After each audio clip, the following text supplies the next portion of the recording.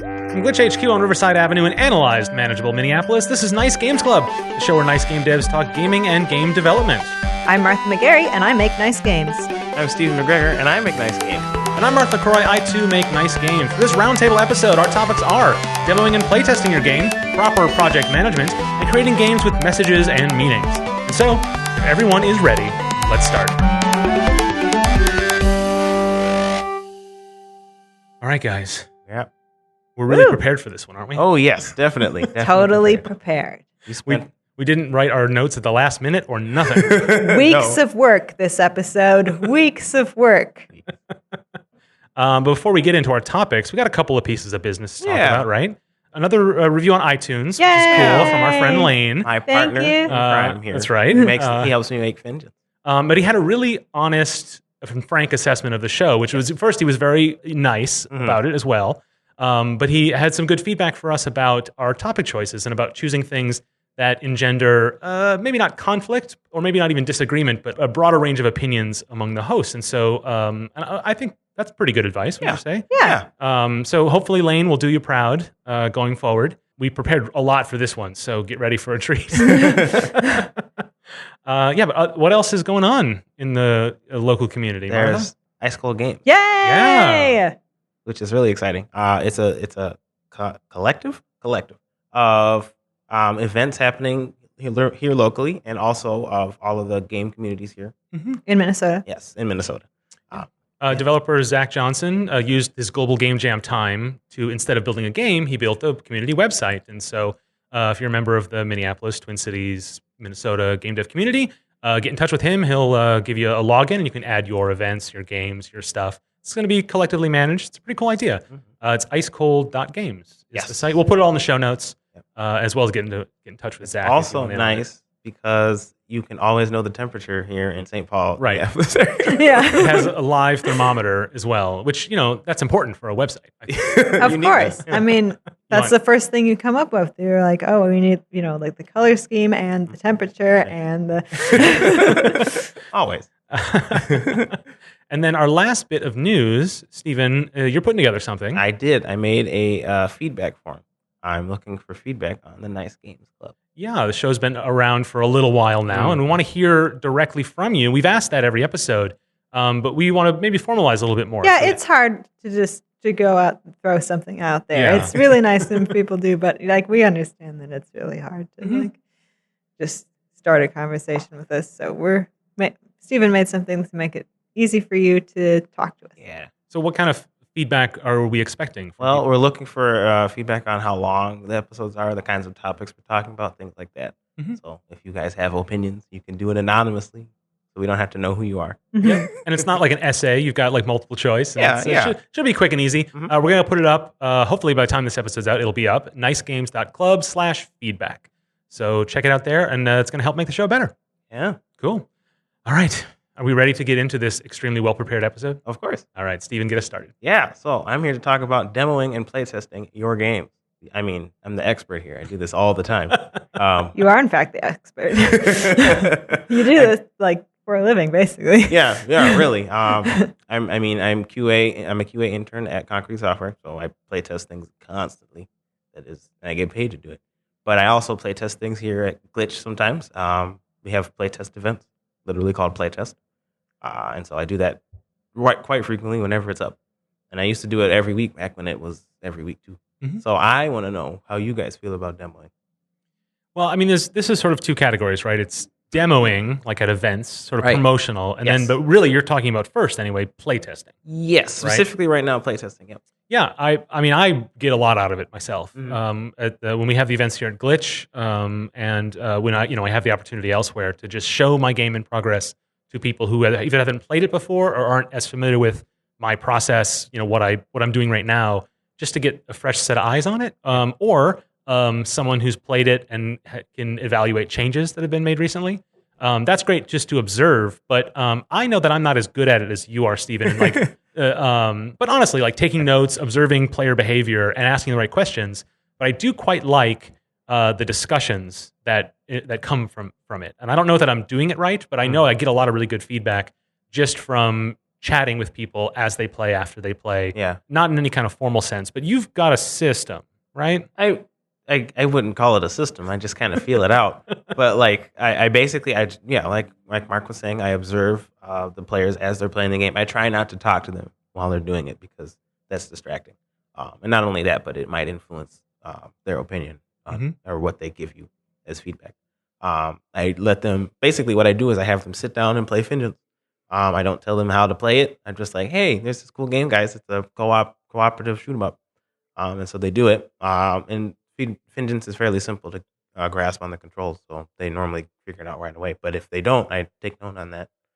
And then I just constantly taking notes on things that happen. A lot of times there are bugs or something, and I'll take notes. And sometimes people will be very verbal about things they like or dislike. So I'll jot those down too. And then I try to ask specific questions afterwards on impressions that they felt. Like, let's say this character might have been too difficult. So I ask this person, how did you feel about Bubbles today? And then they'll be like, oh, Bubbles was really fun. I had a kind of difficulty at this boss, and so I get quality feedback from that. It's really useful.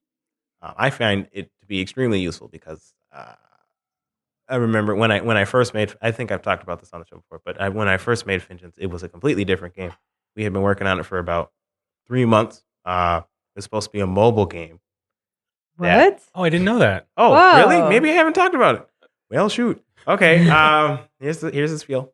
Lane's probably cringing right now because he Nice. he knows the story. But so yeah, I was developing Fingeance to be a mobile game because it was supposed to be a way smaller game than it was now, or it is now. I know that part. And so this was the first game that me and Lane had ever coded. The first thing really me and Lane had ever coded. So we worked on it for about 3 months, and we were going to show it off at the state fair. So we did that. We made the code, and I mean, some of the stuff was hard coded because we did some stuff at the last minute. It was a little rushed, but we did it and we showed it off to people, and it was terrible. It was not. People were not understanding what was supposed to happen, and it was a confusing thing. The game you were supposed to be in the ship, and you just moved horizontally, and you would tap on the left or the right thing to move. We didn't have it on a mobile phone at the time, though. Okay. We just used arrow keys. And it would automatically shoot. And then after the end of the level, you would get a random power up that would give you a benefit and a disadvantage. So let's say like one of the power ups was a Gatling gun, and it would give you increased attack speed, but at the cost, or you would move more slowly as you were shooting. Sure. So over time, you would just slow down. And it was supposed to be a party thing. So you would like pick something that would screw up other people so you could get more points than the other person. And then you would compete to see who would get the most. It just ended up being way too confusing and not very fun. So we scrapped that, and now we have current Fingeance. Which It's like the origin story for your like obsession with playtest feedback. Actually, yes. I love it. That is literally the origin. Because now I've learned so much from that. I was like, because we spent 3 months on this and we just didn't show it to anybody. We just worked on it on our own. Right. We're like, oh yeah, this game's perfect. Well, not perfect, but we thought this game was pretty good. And then we showed it off, and we found out that there were so many things wrong with it that I never want to have that experience again. And so I'm very open about showing my game off as soon as possible. And I try to get people to show their games off as soon as possible. But I know that people have issues with that. Well, not issues. They have difficulty doing it because it's hard to show your game off for the first time. Right. Especially when it's not finished. You're I don't want to be judged. Yeah. Right. I mean, you don't want to see the novel that you have in your drawer until you've tweaked out, all the bits. Games don't work exactly that way, but even it's true in all arts, I suppose.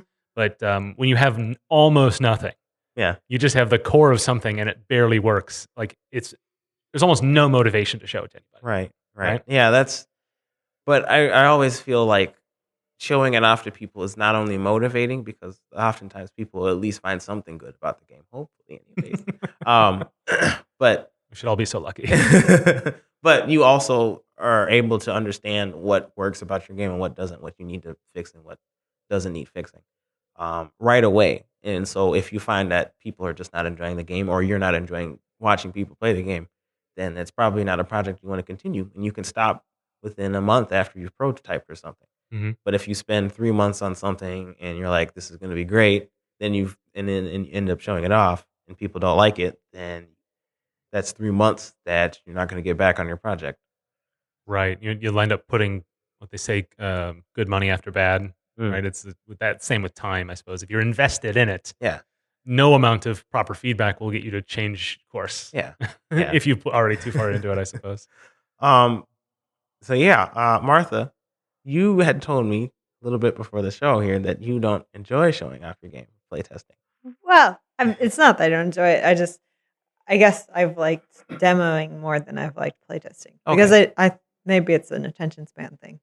But I like playtesting other people's games more than I like maybe it's just because I haven't had a game that's my own that I make all the decisions on, or I make the majority of the decisions on, that I've been playtesting. Yeah. Like I've shown off when I worked for North Games, I was showing Chimera Genesis and getting feedback on stuff that I made in the game, but not necessarily like it wasn't my baby or whatever. Yeah. Like it's not. Oh sure. Yeah. I couldn't make any decisions off of. I could try to tell the team like, oh, I think we should do this based off of the feedback, but it wasn't like I had no personal investment in it really. Sure. And then with Clawbreaker, we've just demoed it instead of pretty much. We've never really play tested it really. Yeah. That one came out perfect. I mean, of course, yes. There's nothing wrong with it in any way. Definitely. But that's been really like I really like demoing it. I really like showing it off, and I think that if I had a game that I was making and I was designing, it would be I'm really interested to see how it would go. Yeah. Playtesting it, and it's scary. Yeah. Like just thinking about like the little things that I've made. Like I post some of it on Twitter, but half of it I'm like, this isn't really a thing yet. Like I don't know I don't even know what to bring yet to a playtest. Like every week I'm like, oh man, or every month. Now the playtest is every month. Yeah. I think like, oh, I should bring something. Like I have this thing that's like it's not even anything playable. It's like here's some art. Like so yeah. Well, you'll forgive me for psychoanalyzing you a bit, but like this is a really welcoming environment. It's about a perfect scenario for someone to show off something that they just did. Yeah. And you still find it a little difficult, which I think that's just proof of how hard it is to sort of break that barrier. Like Stephen, you had a big, you have your origin story. Yeah. And I have something similar, which I can talk about. But like once you've done it, then it's like, why wasn't I doing this all the time? Right. But there is no amount of, I don't know how much we're going to convince anybody listening that hasn't gotten to that point yet. Because it's really difficult to show it off and to accept the feedback. And like, I know that. I know it's not working yet. I know. And to sift out what's good and what's not from the feedback you get. Yeah. Yeah, I guess at this point I've just done this so many times that I'm immune to that kind of. But I totally understand. Like, it's not easy to do that because I mean, you put a little bit of yourself into this game, and you're trying to show it to people, and then they're critiquing it. It's like they're kind of critiquing you in a way. Yeah. So I totally get that. Mm-hmm. I was so impressed with my brother after not knowing anybody here. Like he's heard me talk about Glitch and how awesome everyone is here. Mm-hmm. But like I convinced him to come to a playtest with his VR Attack on Titan game? But I'm trying not to say Attack on Titan. Oh, the thing we've come up with that's the Assault on Leviathan. That's right. Yes, it's Assault on Leviathan VR game. And yeah, he brought it to playtest and had people play it, and I think he found it super valuable. Just to see people having fun playing it and being like, "Oh yeah, this is a cool concept," and hearing Ava tell him like, "Oh, I would totally make this game with you, especially if you made it so that you play the Leviathan." So we got some good feedback on all of that, and got to see how different people react. So yeah, really good thing to do. Yeah, for sure. Well, I can talk a little bit about sort of how I broke that barrier. Like, I'd love to hear it. So I was working on Metro Nexus for like on and off. It was less than a hobby for almost a year. And it was made as an homage to an old NES game that I really liked, but no one else did, and that's the whole story of that. And so I was just working on City Connection, yeah. Yeah. Obstacle Cat. Right. But it wasn't even really a project I had any interest in bringing forward. Yeah. It was something I wanted to try to do. I was testing out a new engine that I was working with, and but at a certain point I was like, okay, I got more invested in it, and like maybe I should start showing this to people. And this is a single player game at this point. It was basically just replicating the original mechanics of that game. That was all I wanted to do. I knew I wanted to grow it from there, but that was the first sort of like prototype I wanted to build. Yeah. And once I got sort of that far, I went to my first IGDA meeting, and Ryan told this story on the show that we went out to the bar afterward, and I brought out my laptop, and these are all people I didn't know and never met, and I showed off my thing, and some people tried it, and I wouldn't call it, well, okay, it was, I guess, a total disaster. Like, in the sense that nobody understood what it was or what could be fun about it. Yeah. Like, I knew it wasn't fun on its own, that it was just a demonstration of this mechanic that was sort of the core of the game. But nobody really got it. And I was sort of there trying to explain it, like, but, and they were like, they didn't care. Like, I wasn't being judged at all, but I felt like that. I felt like, I need to explain why this is fun, and then maybe we can talk about it, and then I can get some real. So I got almost no good feedback from that. But it told me that I needed to actually show it to people more than I had up to that point. Yeah. Because I really had an impression of like what people would ask about it, like what people would not find fun. And I was ready for like, I'm ready for the answer to this question you have. I didn't get any of those questions. So that basically told me how wrong I was about that idea. Yeah. And then then I worked on the game a little more, and I showed it, to close friends before I really was part of this community in full. And then I developed the multiplayer mode and showed that off immediately as soon as it was ready. And that is when I developed the taste for playtest feedback. Is from showing something that I had built yesterday. And it's been that way ever since. And so it's not exactly the same story, but I think it has a lot of the same notes. Yeah. That is, as soon as you can just, you bring it in, show it, and you're not so invested in it that you care if people hate it or worse, that they ignore it. Right. And then you can still get it's this small piece, so you can get specific feedback rather than like, evaluate the 7 months of nonsense I've been working on. It has 800 parts. Let me explain them all to you. Yeah. Even if it's not a lot to it, you have all those little things you want to say about it. But if you just built it yesterday, you can't possibly have much to say about it, I suppose. Yeah. It's a lot of the reason why it's valuable to me is because you know what's right about your game and what's wrong. Like you were just saying, Mark, like you got questions you weren't expecting because you had been working on it on your own. Yeah. And the reason you understand what the game is about already. But other people who just started the game, they have no idea what it's supposed to be about. And so they'll ask different questions because they have a different impression of it. A lot of people just say that like you just get too close to your game. You're the worst playtester for your own game because you're too close to it. Yeah. You understand the game the most out of anybody in the world. And so you need to distance yourself from it by having other people play it and having them give you feedback and getting their perspective so you can understand what it is that other people enjoy about it. Like that. That's really important, I find. Yeah. Yeah. Actually, I want to talk about like playtesting strategies. Okay. A little bit. So like, for example, when I'm playtesting or Fingens, I like to just let them play the game and not ask or not tell them how to play it or anything like that, because that paints them an impression on them. Even I might explain what Vengeance is just to get people to play it. I'll say like it's a cooperative shoot 'em up, and then they'll be like, "What? I don't know what that is," and then they'll try it, and then they understand it right away because there's like 3 buttons. But I find that unless you're playing Marlin. Ooh, yeah. Oops, spoilers. Not quite in the game yet. Oh, sorry. No, it's fine. A little preview for the Nice Game Club listeners. But I find that very useful because you understand what it is people pick up on right away and what things they don't pick up on right away. Yeah. And so because sometimes there are things that just people won't pick up on right away, and that's fine. Like maybe they don't understand the concept of a cooldown on a gadget in Vengeance or something, and I'll be like, okay, that's all right because it'll come. You'll understand it over time. Yeah. But if they don't know that the A button is to shoot, for example, that would be really bad because that's basically half the things you do. More than half. That's like the whole game. And so if they have an issue with that, then I have to go back to the drawing board and make sure that is very clear to them. So maybe I'd have to explain it better in the controls or something. I don't know. Or make it more intuitive to players for them to understand. Yeah. I've definitely found that as time has gone on, I've had less of an instinct to explain how the game works. Mm-hmm. But I think that's not because I'm getting better at holding my tongue. I think it's because my game is now easier to play than it was before.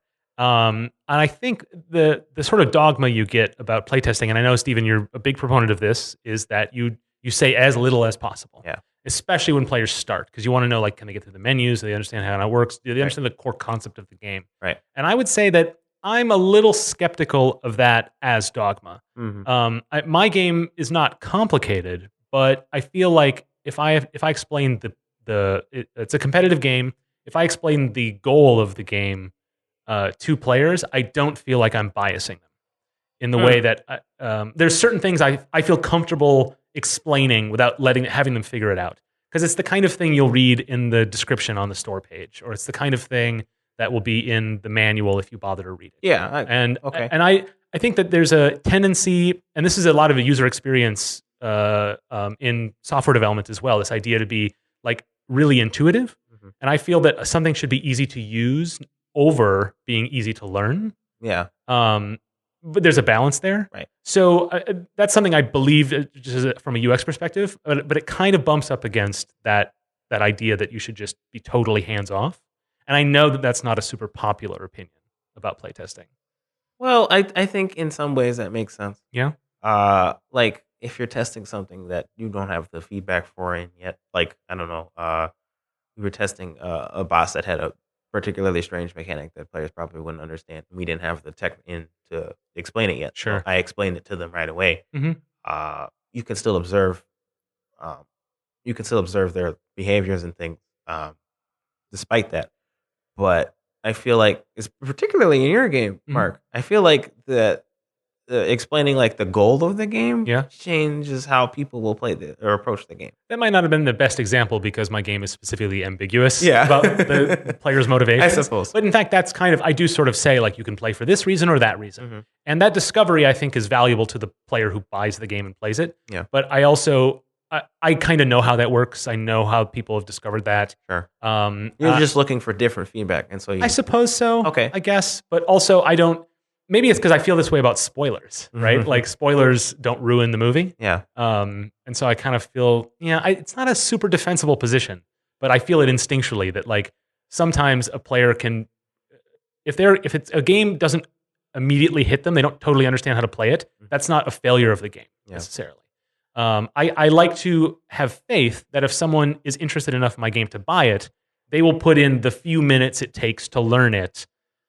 Whereas at a playtest session, they may not have that patience. Okay. And so I feel like it's a different environment. And I feel like it's very tempting to gear your game towards a playtest environment rather than the environment the game will eventually live, which is in someone's Steam library or whatever. Yeah. Right? Well, I feel like when I'm demoing a game, I will say different things. Like, I will choose to say different things than I would if I was playtesting it. Yeah, like, sure. For example, we took Chimera Genesis to when I was working for North Games to I think it was the BushCon thing. It was like a Bush Foundation event. And so there was a lot of people there who don't traditionally play games, especially not with a gamepad. Oh, sure. And so I did a lot of explaining about mechanics, more than I would in a playtest environment, because the point of the playtest is to see, can they get the controls, and the point of the demo was, will they will they get a good impression from this game? And if they can't even get past the first room, the answer is no. Yeah. Right. So if you were playtesting, if you were saying, like, you have a specific boss that you want to playtest, right? Like, yes, explaining people up to that boss so that you don't have to watch all the things that you know are going to happen for them, and you only need this specific feedback on this. Like, when, for example, we were playtesting this new character with Steven, and I think you did. It was such a good thing. Like, you put one person on that character, and then you had them go through a specific level. Right. Told us a little bit about how to do the thing, but not totally all the things, so you could watch us both learn it, but also not get too frustrated with it. Yeah. I thought, it was just the right amount of information. So. Yeah, it varies. And I think demoing is a different beast entirely. I'm actually kind of not great at demoing because I treat them like playtests. And so I'll have people just like, I'll say, hey, you want to play Vengeance? And then they play it and I don't explain anything. But really, at this point, Vengeance runs itself. So I don't really have to explain it too much, which is nice. Well, that's it's interesting because your game is really suited to that type of player monitoring. Yeah, because it does play itself. That's right. And like I say, I'm worried about gearing too much to that environment. But Vengeance is perfect for that. Like you don't have to. I don't think you have any risk of the playtest environment biasing your development strategy. But Vengeance is so intuitive in that way, and that's a core strength of the game. So maybe you don't have to worry about not demoing that well because it demos pretty well on its own. Yeah, it does. I just basically am there just in case a bug shows up. Right. And that happens more often than I care to admit. Yeah, I have a whole spiel that I do. Oh? When I demo, Oh, yeah. when I demo Metro Nexus. You do. I don't know if people like it. I don't. Well, we'll have the listeners judge that, Mark. Oh, yeah? You need to go over it right now. You know what we should do, actually, is we should get, I'm saying this now on the show so listeners can hold us accountable. Let's put on our YouTube channel a video of us giving our spiels. Oh, wow. With gameplay video in the back. Does that sound like a good idea? Okay, we can try that, yeah. Oh, yeah, we have a YouTube channel now. Oh, right. Other piece of meta. We might want to record that and put it at the top of the show. Yeah. But yeah, if you listen to us on a podcatcher or on our website, you can also get us on YouTube, which we put up there for organic discovery, and because some people just prefer to listen to things, music or otherwise, on YouTube. Yeah. Big thanks to Will Tice. That was his idea, a previous guest on the show. He said, do this, and we're like, of course, we should. Anyway, back to playtesting. Yes, back to playtesting. Or maybe demoing. Yes, I think we've moved on to demoing now. Yeah. So, Martha, what do you like demoing? Yes. Okay. What do you like about it? Well, the extrovert side of me comes out, and I really like talking to people, and I bring out my cutest persona, I guess, and try to get people excited about the game, and that makes me excited about the game, and it's just fun. When you get to do your crab walk. Yeah. And I mean, I'm a little bit biased because Clawbreaker is so fun to demo. Like it's perfectly made for demoing. Like because the rounds are so short, so you can get people into it really quickly. And there's enough like weirdness about it that there's some interesting explaining to do, and it's interesting to see how different players take the weird control scheme. Yeah. And it's just fun to be a crab. I don't know. I like, and it's there's a certain skill to demoing too, because you have to. It's like working a crowd a little bit, because you have to look around and you have to like do devious things like catch people's eyes, so then they feel uncomfortable with just walking away. Like I do that. Like I ask people if they're just sitting there watching the game. I ask them if they want to play Vengeance. That's important, I think. Yeah, you have to look at people and try to like encourage them to play, especially people who are like really quiet and don't want to, like, are obviously a little bit interested but don't want to. But like just putting the controller in their hand or putting the mouse in their hand and being like, try this. Yeah, for sure. Yeah. It is interesting when you see someone standing around and you're like, hey, do you want to? The thing I say all the time is when I've got two players, I always use the line like, hey, we got a couple extra seats. Like I make it as if like I'm assuming they want to play. Yeah. And I'm just like saying, oh, hey, you can play, it turns out. Yeah. And that works pretty well. But then there's people who like begrudgingly do. And like the best moments I have demoing is when they end up liking it or they end up sticking around for a while. I guess I'm not really a salesman, but like that must be what salesmen feel when like you stick your foot in the door and they're like, I don't want you here. And then you end up buying all their encyclopedias. That's probably the same thing. Yeah. I guess for particularly with our games, we all have multiplayer games. Yeah, right. I find it helpful if one person is just like I don't have anybody at Vengeance, and one person is looking around, looking interested. I'll ask them to play, and I'll join them too. Yes. Because that gives them. Well, it's especially important in Vengeance because multiplayer is just the superior mode. But, shots fired. So I try to play the game with them too. If nobody else is around, I think that's important. If you have a multiplayer game and the multiplayer experience is more enjoyable, it's helpful to have them experience that with it. I find it so hard for Clawbreaker to play with them. Yeah. Because one, either I'm so much better at it than them because I just know the controls. And it's a one-on-one fighting game. Right. Yeah. So you. I haven't explained that. It's a one-on-one crab fighting game, which both me and Steven worked on.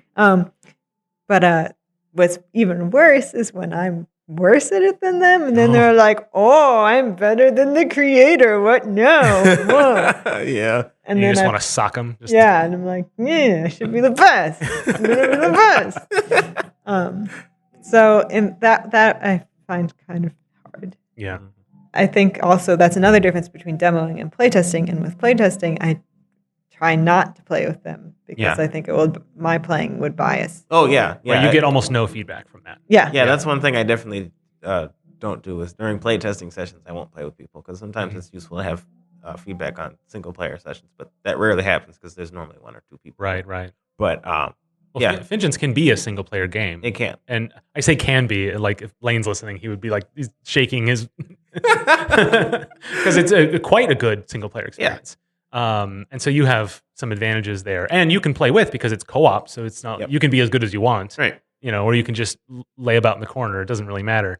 I know with Metro Nexus, it does have a single player mode, it does have a co-op mode, but by design, those are not as fun. Yeah, and so it's very difficult when I have one person show up. Well, the thing I've taken to doing is one person will come by, and I'll explain to them right away, like it's not as fun with just two players, especially if I'm one of them. Let me show you how it works. And then I'll get somebody over here, and then you can totally beat them. Mm-hmm. That actually is motivating especially when I'm demoing, particularly. People will be like, "Okay, I'll be your ringer. Like, bring me some lambs to slaughter." Like, that gets. Then I can get a second person over, and then it can run itself. Okay. Then more people will come. So that's if you have a game that's competitive by nature, that is a little trick I've used. The other thing that we've all done is we have been the other player for each other's games. Oh, yeah, that's right. I've been player 2 in Clawbreaker, and I'm rubbish at that game, so I'm actually pretty good at showing it off, but also playing it with people. And I love playing Vengeance with strangers at events. That's so much fun. And I love going into Metro Nexus and playing the secret mode. Yeah. Secret mode? What is this? It's not really a secret mode. It's just like when you clear all of the tiles, the game ends. And so I consider that to be my victory goal. Right. Steven wants to play the co-op only mode. Yeah. But when no one else is playing co-op, it's nearly impossible to win that way. Yeah. As a team, but Steven takes it as I win sometimes. Sometimes he does. Yeah, so it's not impossible. Right. That's what I choose to do too. Yeah. All right. I just go for the most tiles. Mm-hmm. Yeah. And I don't even know how to shoot really. Well, so well, you don't even care about points or tiles. You just want the team to win. Yeah. Right. That's it. Yeah. If somebody else wins, we all lose. You guys are weirdos. I think that's enough demoing of playtesting. You think so? Yeah, I think we've done a good job. It's a topic that really we could go on and on about, and I expect us to revisit it. Yeah, yeah, for sure. We definitely will come back to it. All right. Well, when we get back, we've got some serious stuff to hear from Martha on project management. Super serious. Now we're back. It's a very convincing transition. With my topic, which is project management. The best topic, one might say. So exciting. The best topic. Well, to me, it's really great. I love management. It's fun. Mm-hmm. So basically what project management is someone or the group deciding to organize all your tasks and when to do them and how to do them and who's doing them. Yeah. And so I wanted to go around and ask you guys, what do you use for, there's like lots of different tools and ways to do project management. And I was asking you, what do you guys do for your team? Like if you have a team or if you work by yourself, do you use project management tools or frameworks, I guess? Mm-hmm. And why is it important for indies to have project management? That's a good question. Don't really have good project management tools we use. Probably should, because we've been doing this for a while. We had attempted to use Trello. We used that for a little bit. It just didn't end up working out for us. It was hard to manage. And really, we all work differently from one another. Like I guess we all work best with bite-sized pieces. Yeah. But like Lane likes keeping things organized, and whenever he types up documents and stuff, he keeps things organized and stuff, which is really nice. But he likes having things organized and like having a deadline to set for him and things like that. I don't like having deadlines. I just like knowing what I need to do for the day and then doing that and then moving on to the next day. Sure. So I plan out what I need to do each time to do it. And Charles, whenever he gets the time, he'll just like do bursts of work. Right. To get his stuff done. Just when he has a spare minute. Yeah, right. Of like 8 billion projects he's doing. He's a man. Because he's amazing. But not well managed. No, I guess not. We don't have a particular project management tool. I mean, we meet up regularly to discuss what we've done to keep us on task. Because in the past, if we hadn't done that, it would be weeks before anything important had gotten done. Mm-hmm. And so now we do it fairly regularly to keep people on task. Yeah, and when I said tools, I meant more like what do you do? Oh, sure. Not necessarily like the strategies. That's a better way to say it. Strategies. Okay. Well, I guess our strategy is to just meet regularly so that if somebody didn't do anything, we can sort of shame them into doing something next time. Not like literally, but it just helps. It's a little motivating because it's something you got done that was exciting. You get to share it with your team. And then maybe you were just having a difficult week and you can explain to people what's going on so they're not confused as to why you didn't get stuff done that you had planned on getting done. And sometimes it's helpful just to make sure that everybody's going in the same direction because sometimes you'll work on something and then get distracted with this bug or get distracted by this new feature you want to add in or something. And if you meet up with other people, you realize, oh, I probably should have finished this thing instead. So like managing priorities and stuff. Yes. All of that, yeah, that's useful stuff. If only, I wish we could use Trello better, but I don't know if it would be convenient for us at this point.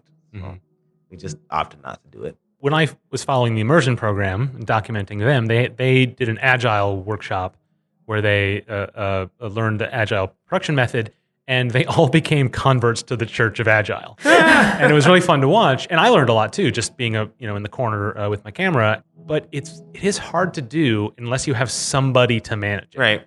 I hold myself accountable. I'm the one-man team here, so it's sort of hard to even justify that much infrastructure managing it. But I know that when I do keep track of tasks on a Trello board, it does help me. But I know that a lot of times what people do is just add stuff to a Trello board until it gets a million miles long, and they don't do it in terms of milestones or iterations, and it makes it very difficult to manage, and it can end up hurting you. Yeah, right. But yeah, it's tough to do. Like watching the immersion cohort during their game jam try to all do an agile method and all kind of not doing it right, but getting enough from it to like actually be more on task. And like it was interesting it showed me how flexible that ideology is. Yeah. But at the same time, it's not infinitely flexible. You can use it wrong or it can go wrong. And I know that sometimes I'll just be 2 weeks, I'll be working on a bunch of stuff, and I'll look at my to-do list, and I'll have gotten way off track because I didn't reorder my priorities, and I just didn't spend the 15 minutes to like set myself to the next week of tasks, and I ended up doing other things that were perfectly fine, but then I lost the thread, and Yeah, it takes actual time to manage your project management, right. whatever it is. Like I find that at where I work, we have Jira, which is another project management tool, which is you have boards and you have little cards that you move from stage to stage. Like, I'm doing this, I'm finished with this, and I'll look at it and be like, oh, I'm not working on that anymore. Oops. And like, I just assign Adia things because she's working on so much stuff that just comes in randomly from people. So that's one thing that is hard to manage is like your random things that come in, like, oh, this bug that needs to be fixed right now on this game needs to be done right now. And that takes priority over all the other things. Also, I mean, as indie devs, we're motivated by what's motivating.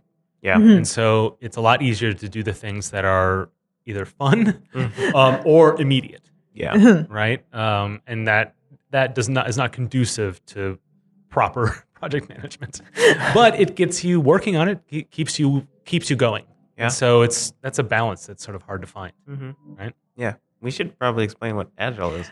Yeah. Yeah. Not a bad idea. So you actually went through a cohort that talked about it very... Yeah, we did. at one of the glitch immersion. Yeah, it's pretty interesting because we got a different impression from our group. Some of the people enjoyed Agile and some people didn't. Where it seems like it was unanimous in the most recent. Yeah. Okay. But yeah, I mean, basically, Agile is a very adaptive way of making games.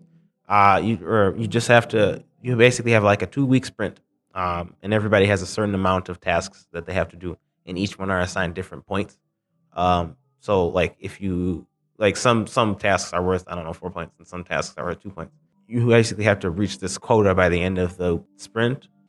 So you don't necessarily have to have done everything, but you just need to make sure you get to a certain point.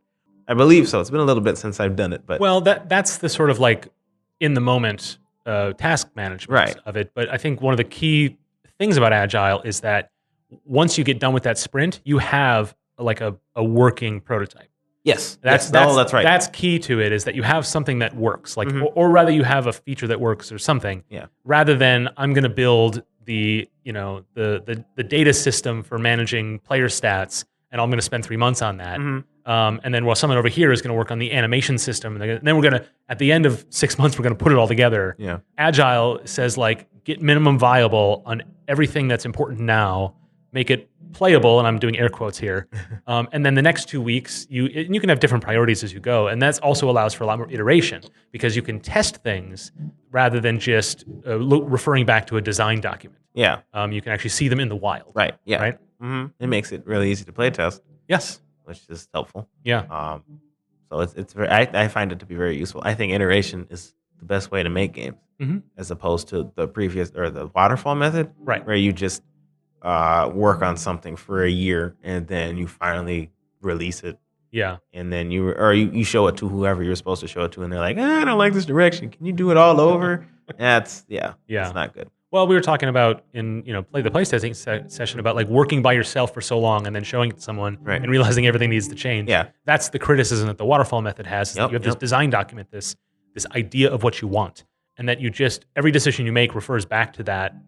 When you should I do this or this? Well, what does the design document tell me about that? But that is not real knowledge. That's just it's a goal. Hypothesis. It's exactly right. That's phrasing it in a scientific method way. That sounds pretty good. It's not testable until it's ready, and that may be months from now. Pretty universally in games development, I think Agile is kind of where everyone's at. Yeah. And there's not a ton of arguments for doing it another way. I could see that there could be. When I was researching some project management stuff, there was one thing that came up that was called Kanban. And it's came out of Toyota, actually, in Japan. And it's basically Agile, but not with sprints. So basically, you've got a board with a bunch of different tasks on it. And there's different columns on the board that represent different things. Like this one's you're in progress. This one is you're done. This one's all the backlog of things that you need to do. And then you can organize what's called swim lanes. So that's rows going across that are like, these are all the things that need to be done for like audio or music or like visuals. Or it can be like, these are the things that need to get done right now, and these are the things that are a little bit less priority, blah, blah, blah. The cool idea that comes out of it that's different from Agile, I think, is like you can only have a certain amount. You can decide how many tasks you want to be able to be in each board or each column. Okay. So like you can only have 3 things in the doing column. Okay. And only like 5 things in your backlog. Or like 5 things in like the up next. Yeah. And so that keeps it so that everyone can see all the tasks that need to be done, but you can't work on more than is capacity for your group to work on at once. And then it's organized instead of by time, by like, we need to get these done for this feature. That sounds, there's a bit of artifice to it, right? You decide how many things you can do, and that's arbitrary to an extent, but that focuses you. I can really see the appeal of that method. Yeah. And it seems like it's also flexible the way Agile is. Yeah. It seems like it's like at my work we have individual projects we're working on and then like long-term things that need to be done but don't have a time limit. Like so like you could have an Agile thing for like your features that you're making in your game. Like, oh, we're going to add this new boss in Vengeance or a new level in Metro Nexus or something. And then you have long-term ongoing things like we need to do more social media. And here's all these things we need to do for that. And that don't necessarily have a timeline and don't ever end. Yeah. But you can keep moving them from little bits of them across. Oh, okay. That's interesting. Yeah, that seems pretty useful if you need to if it's helpful for you to separate your tasks based on like subject or topic. I know that like with my group, we don't really spend a lot of time on social media, and I suppose that's my job, so that's my fault. But it was just an example. I wasn't like no. You're not. It's fine. I think that like I think that's just really useful tool to be able to do that. Yeah, to segment it in that way. So how did we manage Clawbreaker? Because with Game Jam specifically, that's difficult. That's difficult because I feel like a game jam is like one sprint. Yeah. Well, yeah, effectively. Right. And so you only have so much time, so the Trello board can't get too long. Yeah. At the Global Game Jam a month ago, Martha, you were the project lead on your game, right? I was the one who put the stuff on Trello board. Yeah. Yeah, I would describe Martha as the one who led us. Yeah. So we used a Trello board just for our 48-hour game jam, and that was pretty useful. I thought so.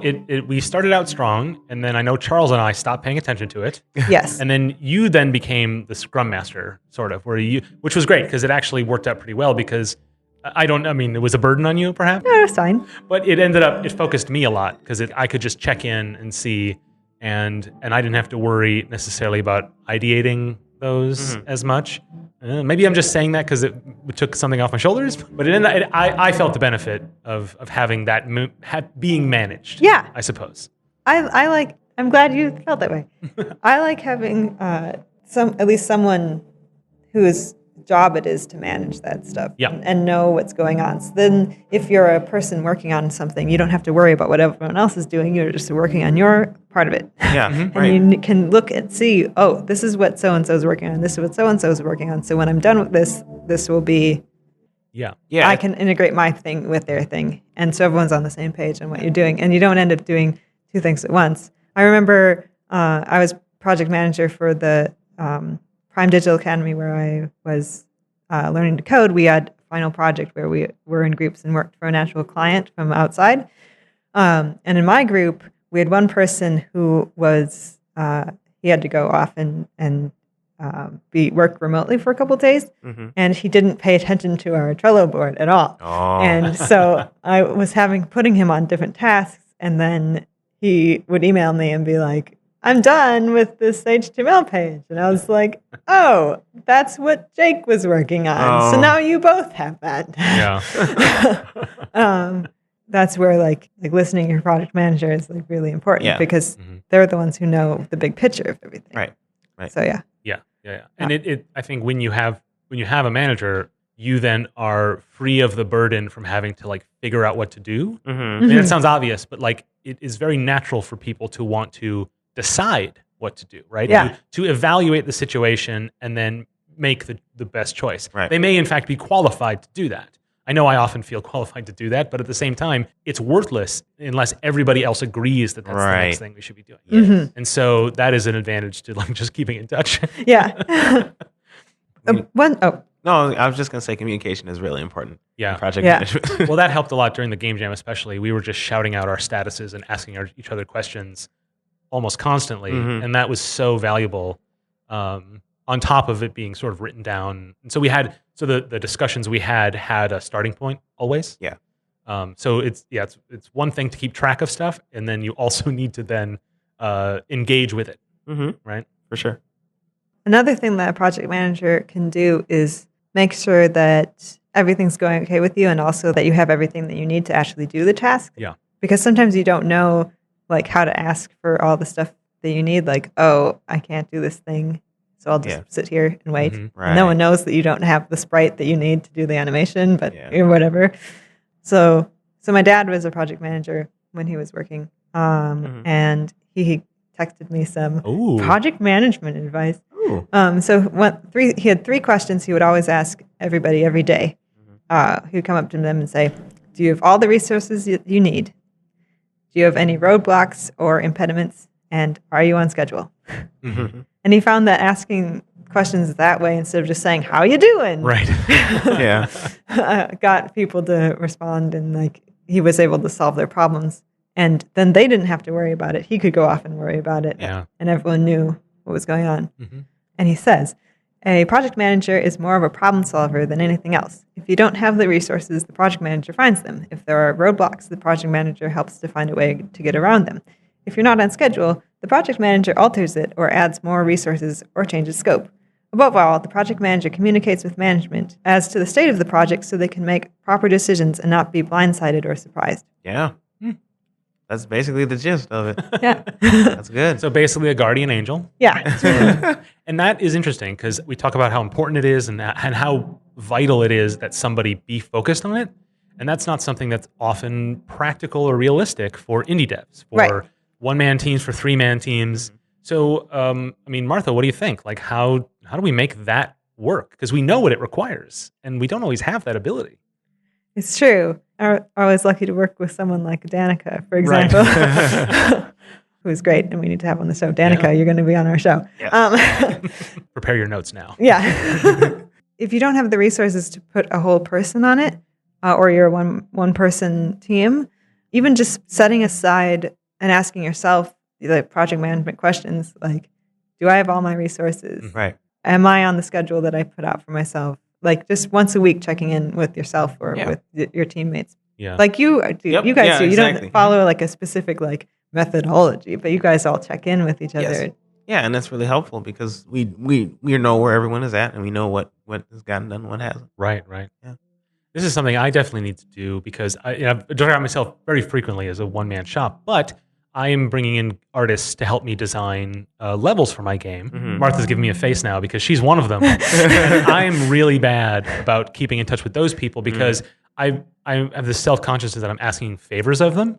I've set aside some money to pay people for their work, but at the same time, I still can't bring myself to be their boss about it. Like actually, to like, hey, where's that thing I asked for? And so I know I'm calling myself out here that I need to be better at that. And Martha, every time you give me that face, like, I'm sorry, I haven't made any progress. Like, that's all my fault. I think progress is just not visible progress. Okay, all right. Well, show me that progress ASAP. Okay. But I think the mindset is important. Yeah, and I think the one big takeaway is like it doesn't matter if you use waterfall or agile or whatever these buzzwords are, but like if you have a organization for yourself, then like that's the most important part, and for your team. Yeah, I think that's a nice note to end off. Yeah. So next we're going to talk to Mark about messages and meanings. Ready for this? Theme song now. Yeah. Okay, we're back for the last topic of the show. My topic. It's about messages and meanings in games. We talked about narrative a couple weeks ago. We did. And one of the things that I felt that, Stephen, you and I didn't have, well, not that we didn't have an agreement on, but we just felt differently about, is what's important in a game, I suppose, and what's maybe more important, the priorities that we put on it as designers and players. Sure. Actually, as players more than designers, probably. Yeah, I guess at this point, yeah. And one of the things I wanted to talk about was games as art, games as an avenue of a meaning, because there's a big difference, I think, between games with strong story and character and things you'd associate with other mediums that have messages, film, novels, that sort of thing, and games that actually say something, either through their mechanics or through their story or something else. And I wanted to ask you guys, as developers, I imagine it's important to you to some degree, but how important is it for games in general to say a thing? I feel like with video games specifically, it's less important than other media solely because video games aren't just about saying something or telling a story or portraying a message of some form. Sometimes video games are just supposed to be fun, little pastimes that you spend. Yeah. Like, I wouldn't say that baseball is trying to say a message whenever you're playing baseball. Unless you're in Summerland. Unless you're in Summerland. We'll put that in the show notes. Oh, yeah. In which it is the core of your existence. But anyway, continue. But, so sometimes there are just games that aren't supposed to send a message. Like Pong. There's not really a message in Pong. It's basically a sport. It's effectively a sport. Yeah. Well, then that's the difference, I think, between... That's where I bump up against it a little bit. And I'm not sure how consistent I am in my feelings about this, but games, activities, sports, things that have rules, those are designed to be activities for fun, right? Video games are that as well, right. But they have the power to do something more than that. They do. And I have very little respect for games that don't take that seriously, I think. Explain. I don't know. Like, I mean, this is one of the things I don't like esports because they're just sports. Yeah. And sorry.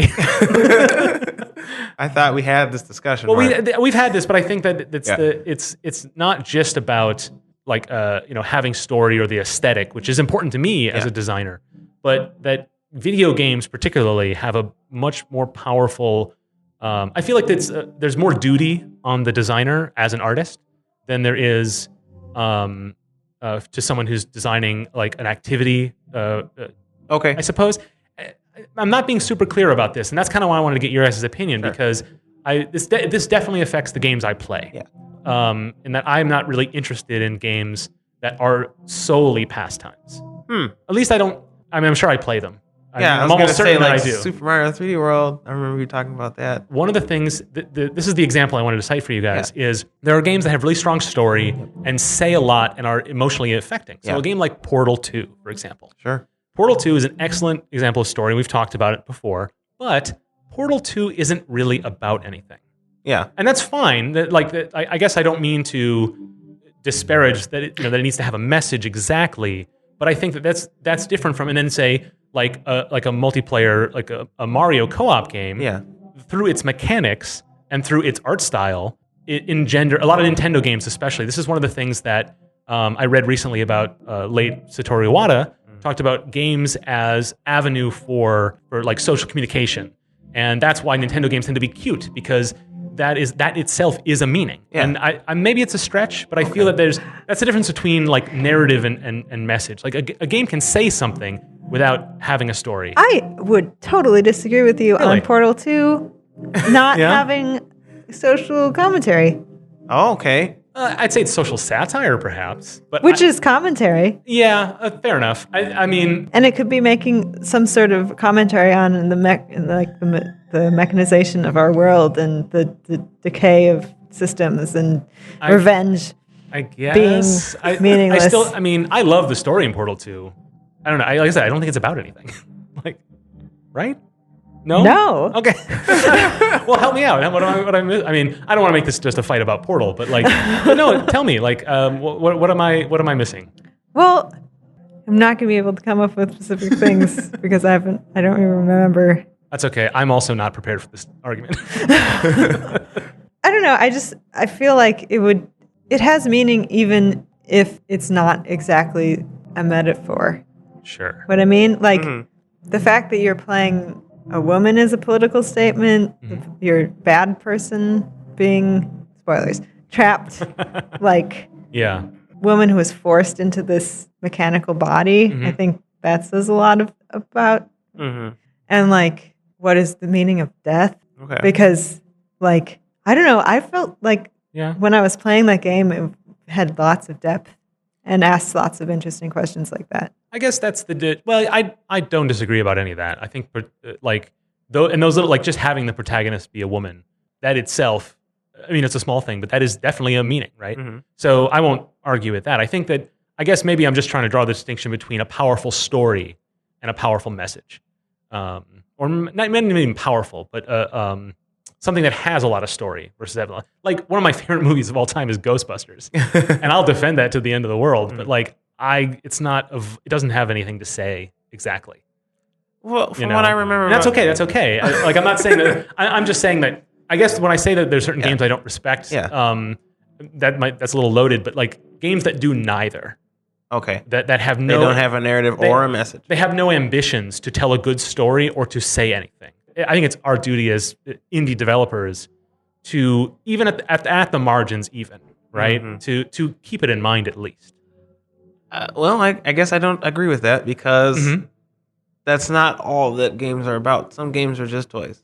Yeah, that's true. And so sometimes you just want to play something that has very little meaning or very little social context or whatever. Right. And I guess I don't mean to say that games should be forced to have those things. I get that, but you should definitely keep it in mind for sure. Yeah. Because sometimes you might do something, or there might be a mechanic in the game that that you intend to not have any meaning that does have meaning. And it could be poor. It could be good or bad. That's really interesting. Right. So I can't come up with a good example right now, but in Assassin's Creed Liberation, there was this is the Assassin's Creed game where you play as a black woman. She could dress up as different people, or she could dress up as like a respectable woman or a slave or an assassin, and it affected like how people treated you and things, and that was really interesting.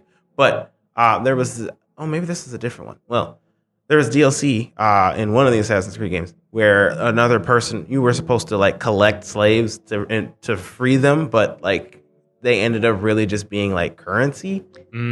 Not currency because I think you use them to like buy power ups or something. I didn't play it. I only read a bunch of articles on it. Sure, but like maybe they were trying to have different social context for that, but the way that the game played out, it ended up meaning a lot worse than what they had intended. You know, an article that came out recently, and I'm just looking it up here, is there's a new game called For Honor. It's it's kind of mindless. You pick between like a Viking and a soldier or whatever. I've not played this game, so I'm not free to judge it on its mechanical merits. But there's a rallying cry in it that a lot of the players have been using. It's sort of just some in a bunch of memes. Yeah. Turns out, so has the alt-right.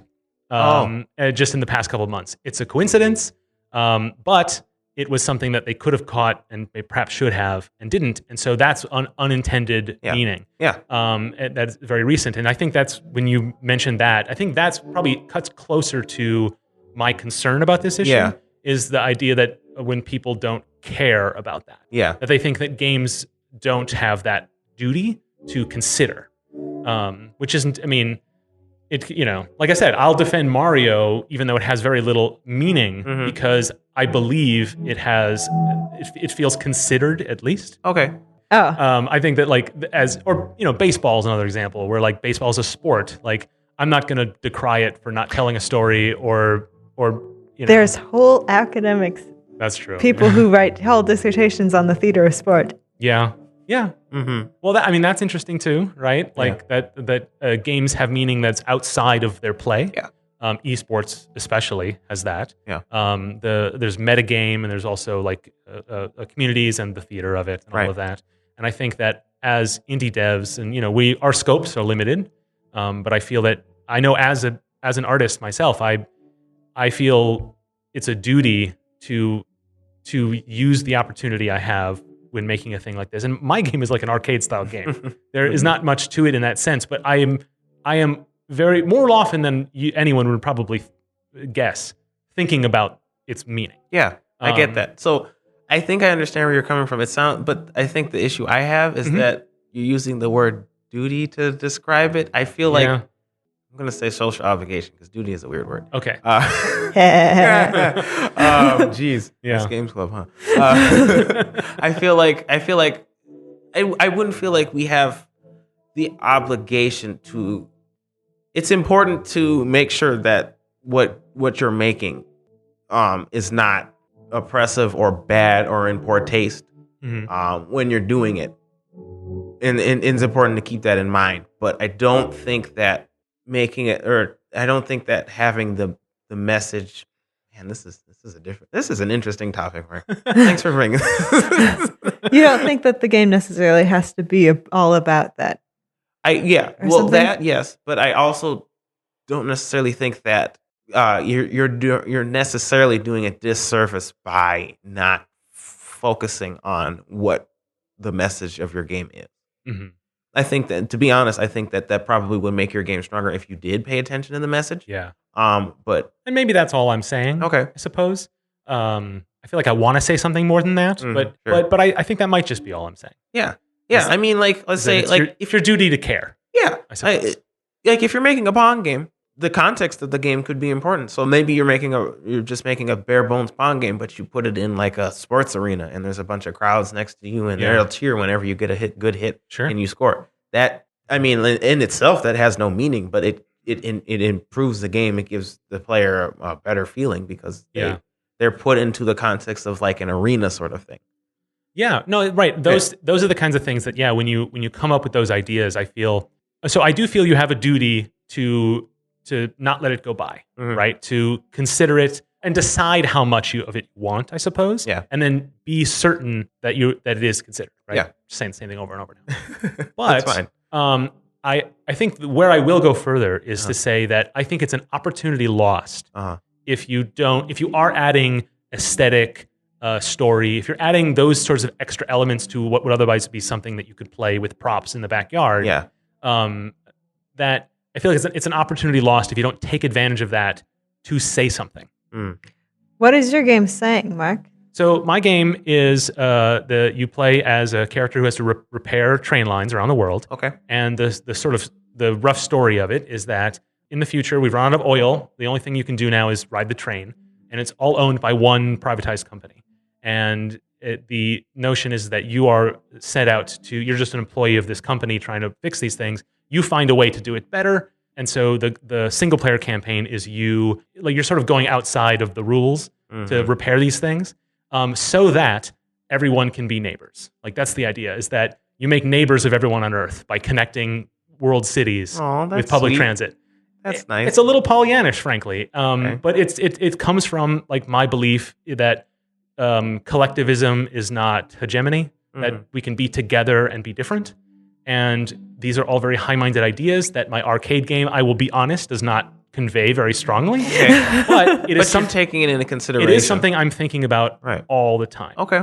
And I'm not embarrassed by that. You shouldn't be. But I'm not embarrassed that it's not coming out in the gameplay necessarily. Yeah, and you shouldn't necessarily be embarrassed about that either. Sure. But Martha, I'm contracting you and many other artists to design different skins for the levels, each world city, and they're in wildly different styles. And that again is the same: is that the gameplay is the same, but everything looks different. Yeah. And so that is again the idea of this sort of like we are the same but different, and that is an important part of it. And how that is expressed and how that's interpreted. As an artist, you can be really prescriptive about things, or you can just let your audience decide. I'm not really coming on either side of that, but it's just something that I care about and I'm thinking about. Okay. But that also is in the gameplay of my game. So my game is a competitive single-screen battle game unless you decide to play together, in which case it's a co-op game. And so that mechanic is actually very important to the ideology of my game, which is that it's more fun to battle, but you can get a high score by playing together. Okay. I feel relatively proud of that as a concept.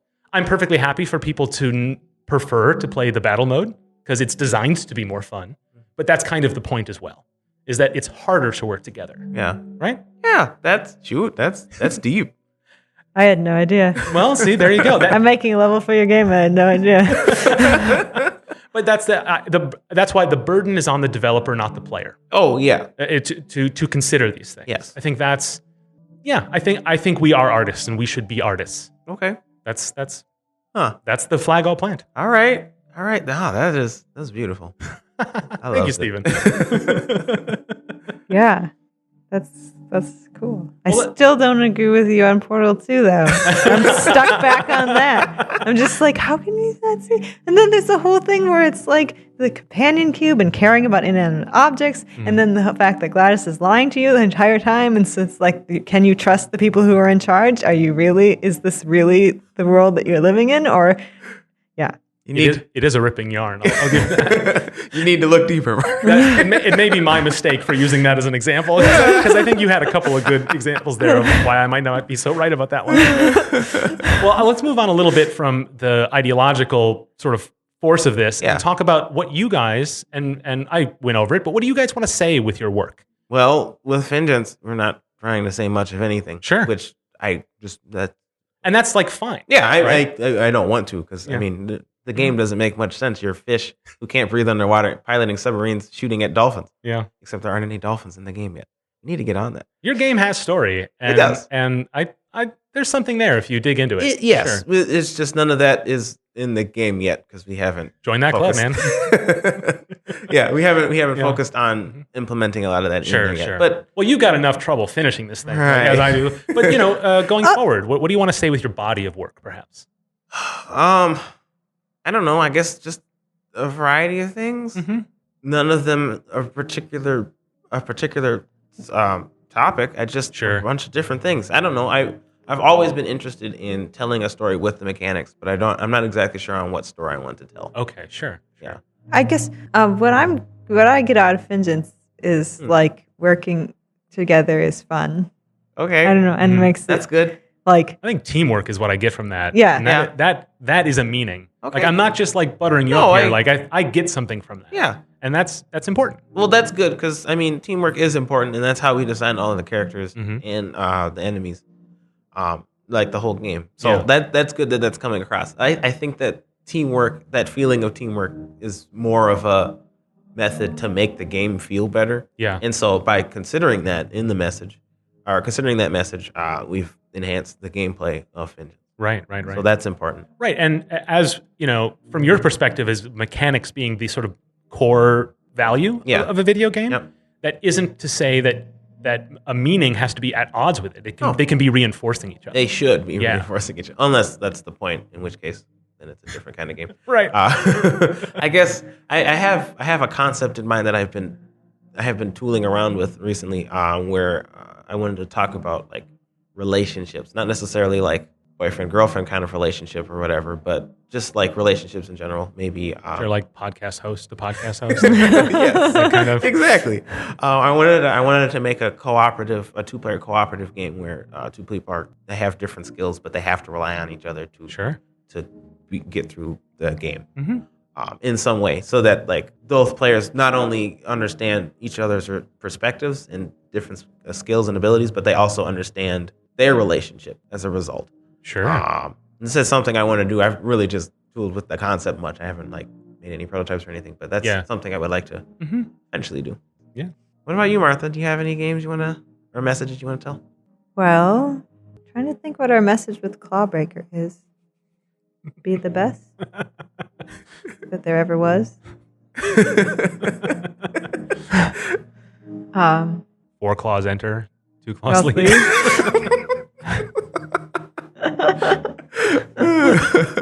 I don't know. Well, I've been thinking about in all the little projects I've been making, like trying, I guess not necessarily a social message or something, but like making sure like my characters are all different ethnicities and races and genders and stuff like that, and wanting to make sure like people are represented and stuff, and that I'm doing it in not a campy way, like not like stereotypes and stuff.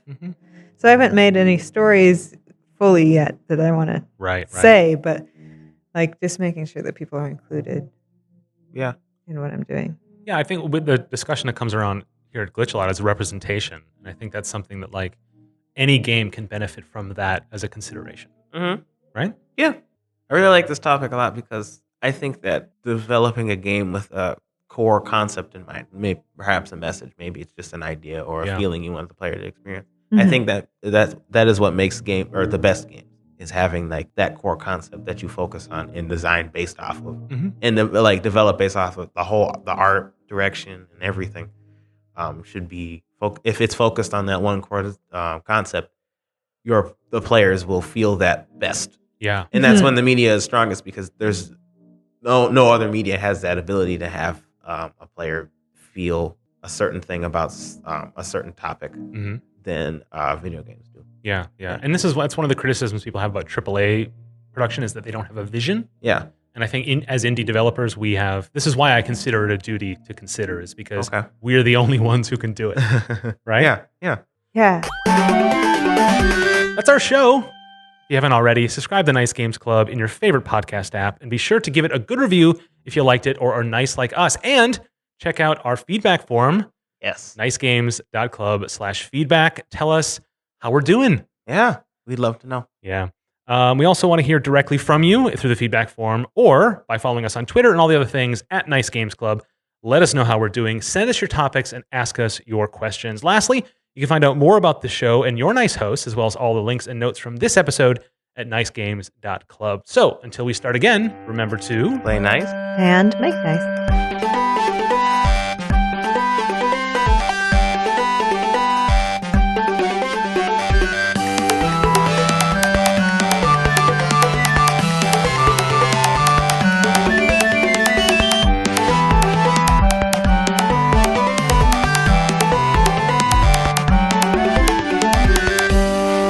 You guys hear that music downstairs?